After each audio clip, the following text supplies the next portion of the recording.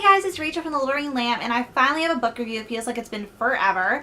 And this is on Blood Promise by Richelle Mead, the fourth book in the Vampire Academy series. I do not have the dust jacket because I'm borrowing this book from my best friend. And I did not see what cover she had or what the dust jacket looked like. So that portion will be skipped over on this review, sadly. But in case you're new to my videos or just need a refresher, I rate my books in 5 different categories. But today only 4, which would be plot, characters, suspense, and then overall in terms of read again very soon, 5 to 5, not so soon, 1 to 5.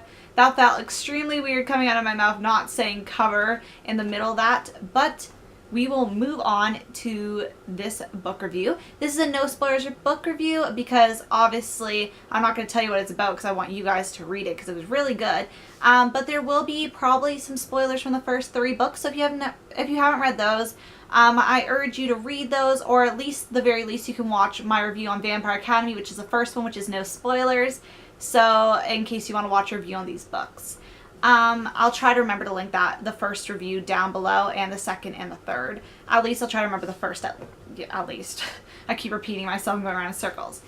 Anyway, so the plot, I gave it a 4.5 to 5. I really enjoyed the plot in this one. So basically we know that Rose is on the hunt for Dimitri, but he's a Strigoi now.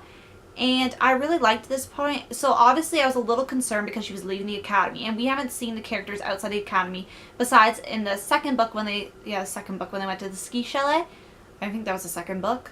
Yes. So we haven't really seen them out of the academy, but they were all together. So now we're getting Rose on her own, which did bring me some concerns because I was like, what's going to happen with Lissa and Christian and Adrian and all them? But you do get to see their points of view. Well, not really points of view, but you do get to see their bit of the story, which I really do enjoy. I'm happy she didn't just glaze over that. In this book, you find out a little bit about some of Rose's family history. You find out about a few Strigoi related things. Some stuff we didn't know before, and it's a lot of new and interesting concepts thrown into this that'll obviously be fueling the last 2 books.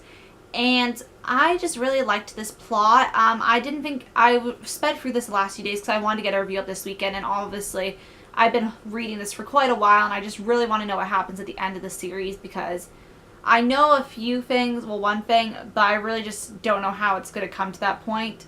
So yeah, I can't really say that though because I would spoil you guys.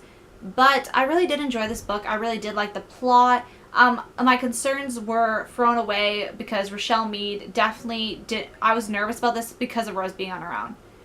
But those concerns immediately drifted away with how she wrote this. And the ending, let me tell you, is just intense. Like, all her endings make you want to read the next book immediately, which is obviously a good thing because book sales and all that. But yeah, it just made me want to read the next book so bad. Her endings, just like the last 5 pages go like, what?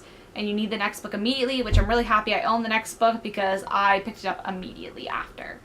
By the way, sorry in the last little section about the plot if you could hear talking in the background.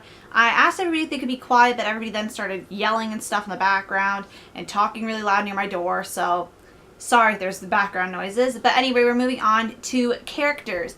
Characters, I give a 5 to 5. I really love the characters. I've said this before in my other book reviews. But I didn't always, I don't think, give the characters 5 to 5, but I really liked the characters this time, especially Adrian's character. Like, I was warming up to him more in the 3rd book, I think, or maybe it was the 2nd. No, the 2nd book I didn't like him, in the 3rd book I was warming up to his character, and now I really like his character, and we got introduced to a few more characters, Avery, Reed, Simon, and, I forget his name, but he is the head guy. So, yes, we got introduced to a few more characters into the story. We see some familiar faces, and yeah, I just really liked all the character development, and I think it was really good. And I really liked a certain part of it. You see a character that you thought you weren't going to see, and that character is very similar to in ways, but it's really weird how that character, you kind of feel like Rose, you're kind of torn whether the character is true or not. That's all I'm going to say. I don't want to say any more on that because I'm going to spoil it for you guys. But yes, so we're skipping over cover and moving right to suspense. And suspense, I'd give it a 5 to 5.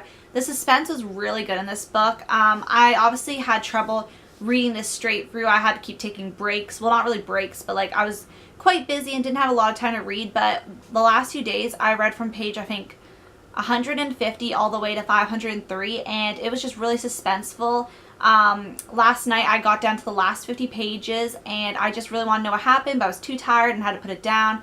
And I just really want to know what's going to happen. And definitely Richelle Mead's ending. She knows how to end a book on a high note and really give the people, really give the people, not really give the people, but really make the people angry if they're waiting for the book. But the book series is already out, but I could just imagine somebody reading this when the books were like coming out like every year or however long they came out, because I would have been in suspense.